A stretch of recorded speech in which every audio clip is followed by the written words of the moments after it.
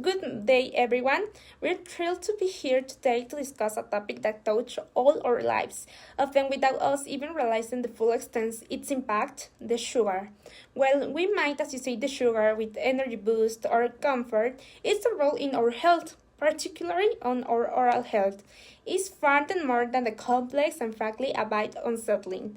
Today, we'll dive deep in how those sweet treats that dramatically affects your teeth and by an extension your overall well-being. Let's unravel the intricate chemistry behind how sugar initiates the process of the tooth decay, or what we commonly refer to as cavities. It's a begin with something called plaque. This isn't just like a random gunk. It's soft, sticky, colored biofilm that constantly forms in our teeth. And now, guess what? This plaque is the timing of the bacteria, a microscopic ecosystem living right inside your mouth. While some bacteria are beneficial, others, particularly those known as carcinogenic bacteria, like Streptococcus mutans, are quite the opposite, especially when sugar is involved. These specific bacteria have a very strong preference for sugar. They're like tiny sugar factories.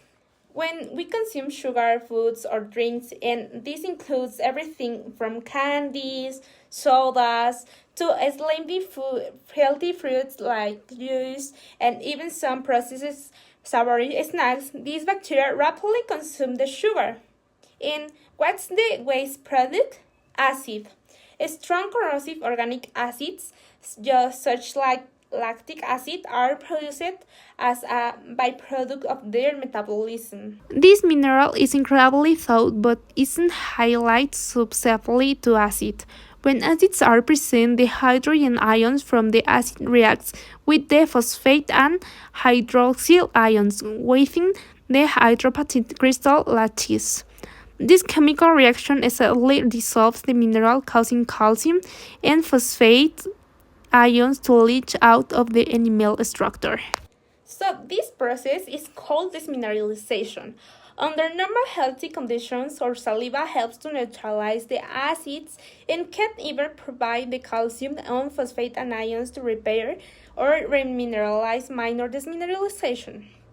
However, if the acids attack frequent and prolonged, our saliva simply can't keep up. The pH level in our mouth drops rapidly.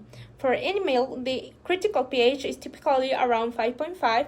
When the pH falls below the threshold, demineralization accelerates dramatically. Every time we expose our teeth to sugar, we are giving these harmful bacteria more fuel to produce the acid, pushing the oral environment into a dangerous acid zone. Initially, this demineralization might appear as a subtle white spot lesion on the tooth surface. These are areas where the minerals have been lost, making our enamel look dull or chalky.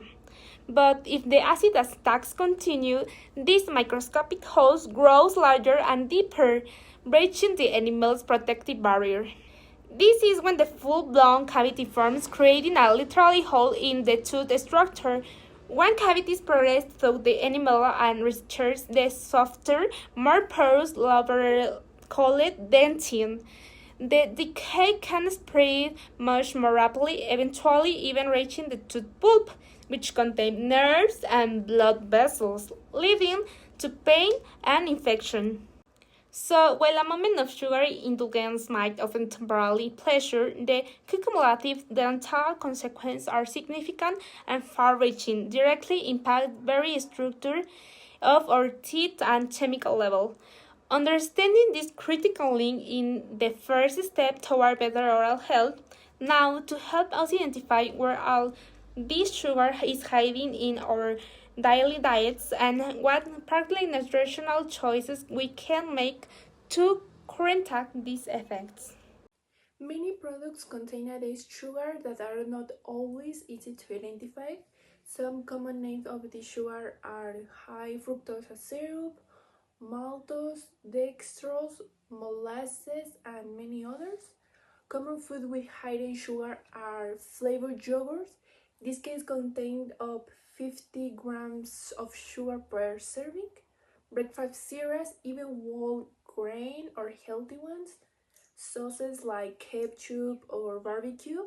This 1 tablespoon may contain 5 or 6 grams of sugar.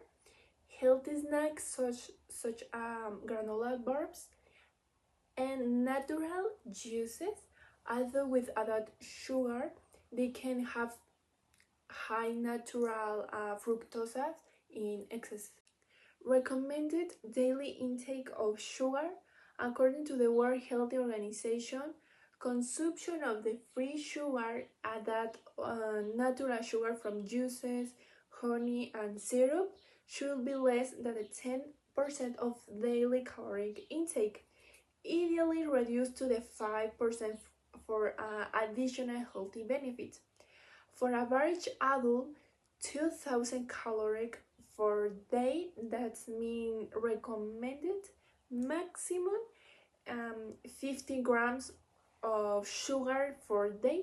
It's like 12 teaspoons, ideally 25 grams per day. It's like 6 teaspoons. Some healthy alternatives are natural sweetener in moderation, pure stevia, fresh or dehydrated fruit.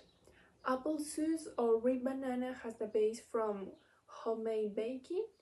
Choose no sugar added from products and check the labels in the list of the ingredients. The higher the sugar appears at the beginning, the more sugar the products contain. Even do it yourself, preparing homemade dressings, snacks, and dessert gives you a total control over the sugar content. Prefer whole foods instead of juice, sugar-free cereals, even the yogurts, and etc. Prevention and systemic connects. From my perspective, for me, taking care of my oral health is part of taking care of my whole body. It starts with daily prevention. I make sure to brush my teeth properly and last weeks a day with thoroughly toothpaste. I floss to remove that the brush can reach and hydrate to limit how much sugar I consume because I cannot have sugar feed the bacteria they cause cavities and gum disease.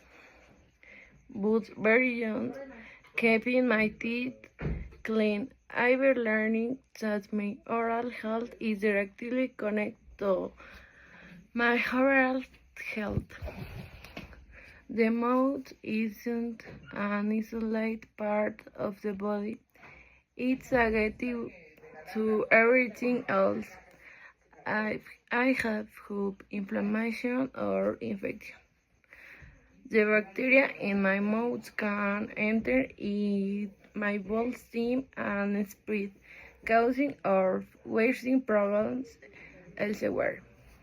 Um, that we poor oral hygiene has been linked to serious health conditions like 1.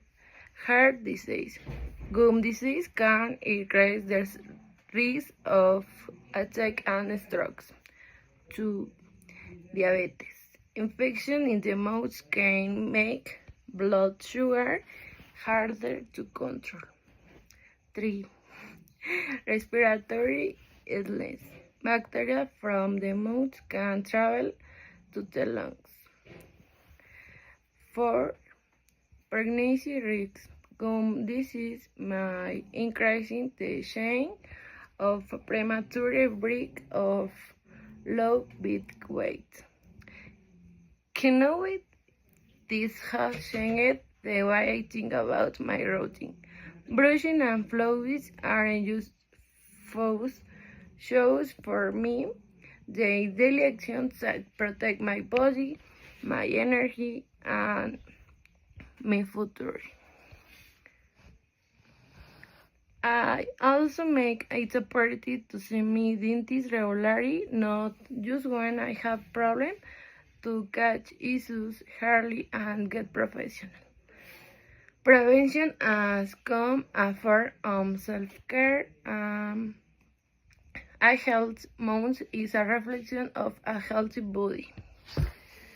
And taking care of guys, my confidence, comfort, and peace of being. Thank you.